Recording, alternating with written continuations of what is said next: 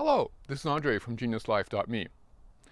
We sometimes get asked what are the actual format of these workshops.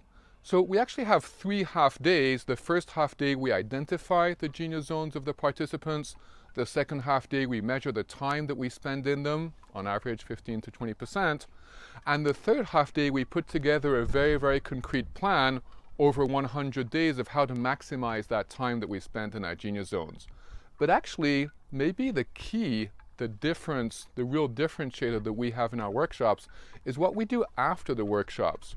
We reconvene at 1 month, 2 months, and 3 months after the end of the workshops, and the participants have taken engagements, and we review those engagements to make sure that we're actually making a difference in our lives.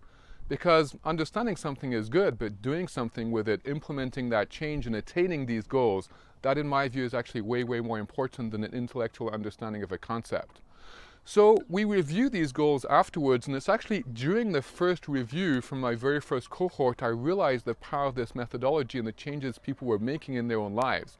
And that's where we repeated this format in all following ensuing cohorts for people to make changes, and those changes are pretty drastic. As usual, don't hesitate to ask questions, interact with us in the comments below so that we can better answer your questions regarding these programs. Bye for now.